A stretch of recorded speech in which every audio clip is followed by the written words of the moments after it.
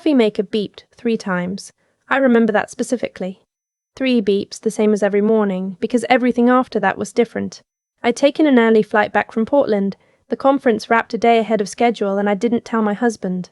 I thought I'd surprise him, maybe order from that Thai place he liked, open a bottle of wine, actually sit at the dinner table together for once, instead of eating on the couch with laptops open.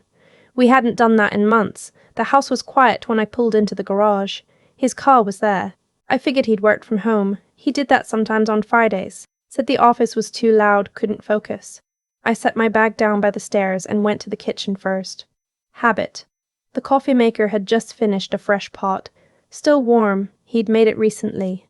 I poured a cup and noticed his laptop was open on the counter. That wasn't unusual. What was unusual was the spreadsheet on the screen. I almost looked away. It wasn't my business.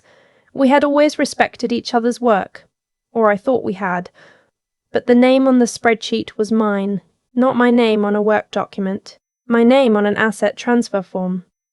A property I didn't know we owned. A brokerage account I'd never seen. Numbers that didn't match anything in our joint finances. I set the coffee down before I dropped it. I'm an accountant. I have been for 9 years.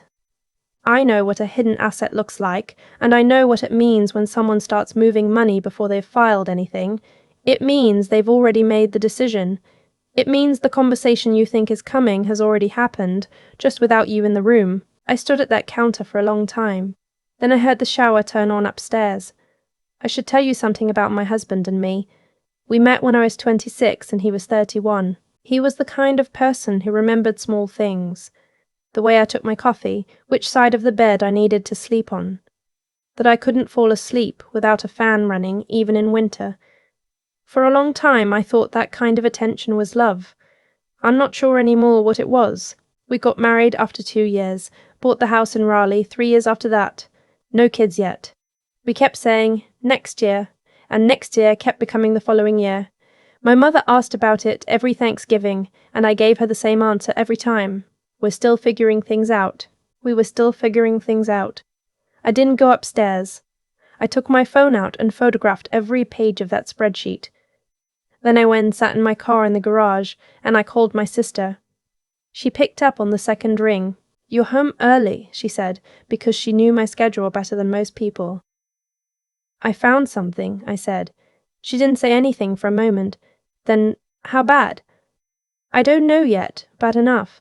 She told me not to touch anything. Don't move it. Don't close the laptop. Don't let her know you saw it. She's the practical one in the family. Always has been. She works in HR and she thinks in terms of documentation, process, what can and can't be used later. You need to talk to someone before you talk to him, she said. Promise me. I promised. I went back inside. Made it look like I'd just arrived. Called out his name from the bottom of the stairs. He came down in a towel, surprised to see me, and the smile on his face looked exactly like it always had. That was the part that stayed with me later. How easy it was for him. How practiced. You're back, he said. I thought tomorrow. Conference ended early. Thought I'd surprise you. Best surprise, he said, and kissed me on the cheek. I made myself smile. I don't know how. I called a financial attorney the following Monday. I'd spent the weekend being careful.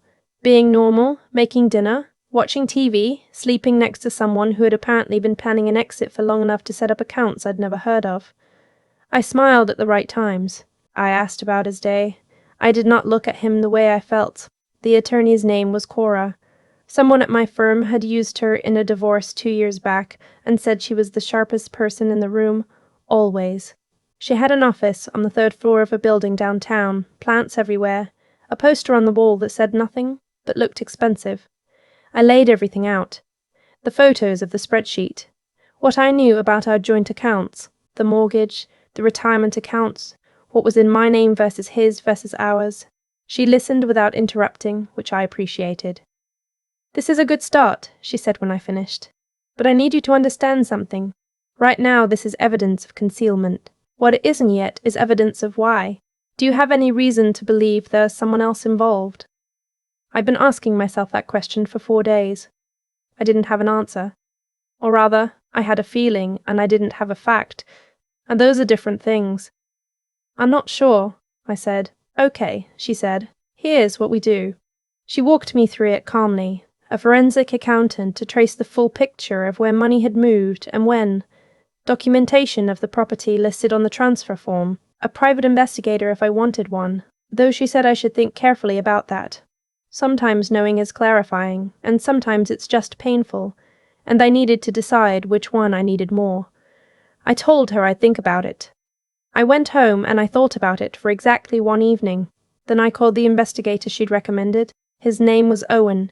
He was 60 years old and looked like someone's retired grandfather, and he had the kind of stillness about him that made you trust him immediately.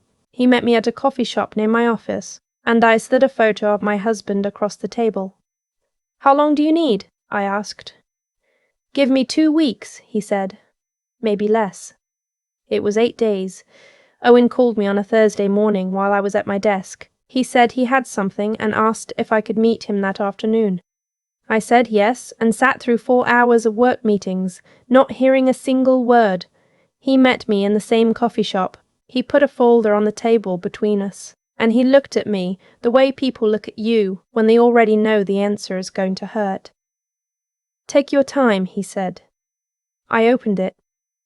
The woman was someone I knew, not a close friend, not someone I trusted the way you trust a best friend, but someone from our social circle. Married. Children. We'd been to her house for a barbecue 2 summers ago. I had brought potato salad. She had complimented my earrings. Her name was Hadley. She and my husband had apparently been seeing each other for approximately 14 months. Owen had a timeline, dates and locations. Hotel receipts, a coffee shop 12 blocks from our house where they met on Tuesday and Thursday mornings. Tuesday and Thursday mornings, those were the days I had early client calls. He knew my schedule. I closed the folder. Are you okay? Owen asked. No, I said. But I will be. I didn't cry until I got to my car, and then I let myself cry for exactly 10 minutes. I remember watching the clock, and then I stopped, and I called Cora and I told her what I'd found. Okay, she said. Now we move. Here's what people don't tell you about uncovering a betrayal like this. The hardest part isn't the moment of finding out. The hardest part is the days after, when you're still pretending. When you're still sitting across from someone at the dinner table and asking if they want more water and saying goodnight and sleeping in the same bed because the alternative is tipping your hand before you're ready. Cora had been very clear. Don't let him know yet. Let her finish building the picture. Let the forensic accountant finish his work. Every day of patience now was protection later. So I was patient. I got good at it. I cooked dinner. I asked about his week. I listened to him talk about a project at work, and I nodded, and I said the right things. At night I lay awake going through numbers in my head, tracing back through years of joint tax returns, remembering things I'd noticed and dismissed, cash withdrawals that seemed small individually, a gym membership to a location across town, a weekend work trip to Charlotte that I'd never questioned. I was an accountant. I should have known to look at the numbers. I just never thought to look at my own life that way. My sister called every other day, never from the house. I'd step outside, say I was going to check the mail, walk to the end of the driveway. She kept me grounded. She said what she always said, one step at a time. Document everything. Don't react. Respond. One evening, she said something that stayed with me. You didn't miss the signs because you were foolish, she said. You missed them because you trusted him. Those are completely different things. I held on to that. 3 weeks after I'd found the spreadsheet, Cora called me at 9 in the morning and said she was ready. I met her at her office. The plants were the same. She looked the same, put together, unhurried. She walked me through everything the forensic accountant had found. Over the course of 18 months, my husband had moved approximately $140,000 out of accounts I had access to or partial visibility on and into accounts I'd never known about. Some of it was slow, small amounts redirected from a joint investment account. Some of it was more deliberate. A property purchased solely in his name, the same one I'd seen on the spreadsheet.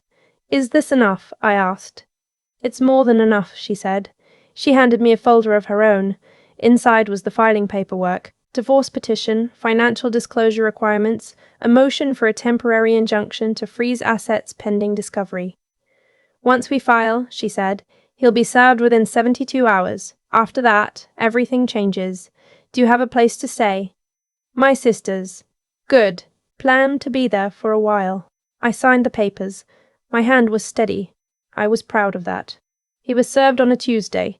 I was at my sister's house when it happened. She'd come with me to pick up the things I needed the weekend before.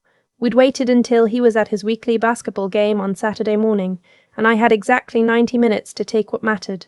My work files, my grandmother's jewellery, the documents in the lockbox in the closet, my cat, who took being put in a carrier badly and forgave me immediately. My sister stood in the kitchen of my house of 6 years and helped me pack boxes, and neither of us cried, which surprised me. You good? She asked at one point. Ask me in a year, I said. She laughed. It was the best sound I'd heard in weeks. When he was served, he called my cell 4 times in a row. I watched the phone ring, and I did not answer. The 5th call I sent to voicemail. The voicemail was long, and I listened to it once, and then deleted it once, and then deleted it. He called my sister next. She picked up. I heard her side of the conversation from across the room. She said, She's fine. She doesn't want to talk to you right now. She said, You know why? She said, Don't call this number again. She hung up and looked at me and said, You want tea? Yeah, I said. I really do. What I didn't expect was his brother. He was 2 years younger than my husband, worked in commercial real estate, married with a daughter, lived in Charlotte. We'd had a decent relationship over the years. Holidays, occasional dinners. He'd come to our wedding and danced badly and made everyone laugh. He called me 6 days after the filing. Not to defend his brother. I braced for that, and it didn't come. What he said was, I owe you an apology. I waited. I found out about Hadley 8 months ago, he said. I confronted him. He told me it was over. I believed him. Or I wanted to. I should have told you. I've been living with that, and I don't have a good excuse. I sat with that for a long moment. Why are you telling me now? I asked. Because when he called me after being served, the first thing he wanted to know was whether I told you anything, and I realized then that protecting him had never been protecting you. I'm sorry. I'm genuinely sorry. I didn't know what to do with that call for a long time. I thought about it a lot. What it means when someone chooses honesty, when it costs them something. Family loyalty, a comfortable silence, the easier version of things. Eventually, I told him I appreciated it.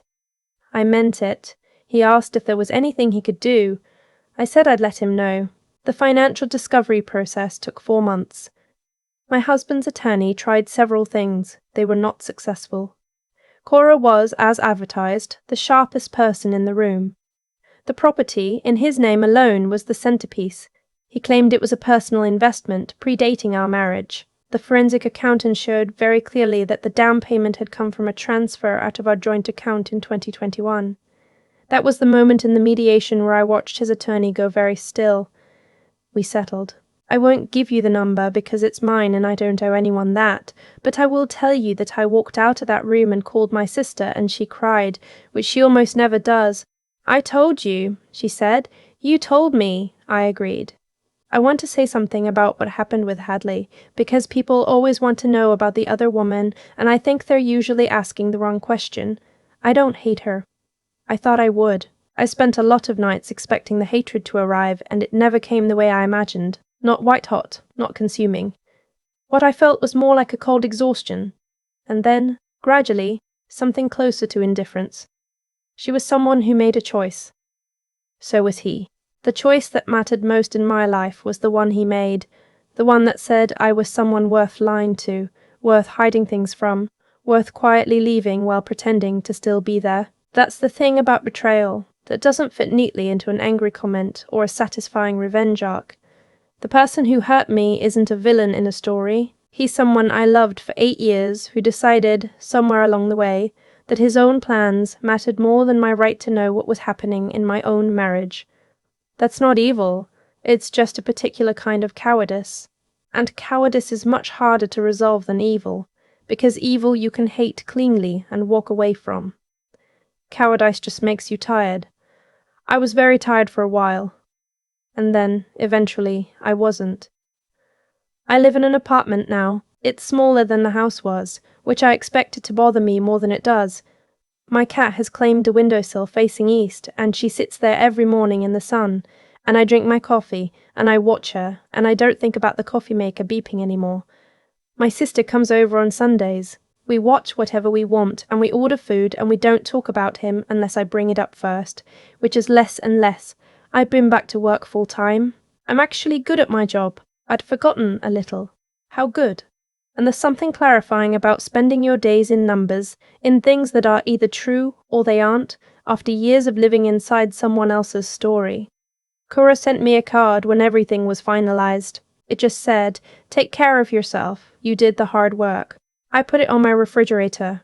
I want to say something to anyone who's in the earlier part of this, the part where you've just found something on a screen or in a pocket or in a timeline that doesn't add up. The part where you're standing in your own kitchen feeling the floor shift under you. First, you're not crazy. You saw what you saw. Second, don't react. Not yet. I know that's hard. I know everything in you wants to walk upstairs and say something. But the reaction that protects you is the one you make after you've talked to someone who knows what they're doing, not in the first 10 minutes of shock. Third, the people who love you will show up.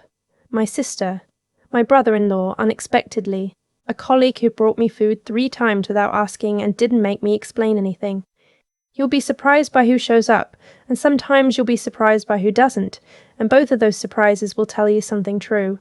Fourth, and this is the one that took me longest, the goal isn't revenge, the goal is getting back to yourself.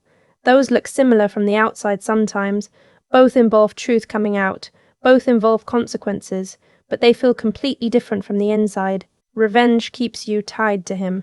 Getting back to yourself cuts the rope. I cut the rope. I'm still learning how to walk without that weight.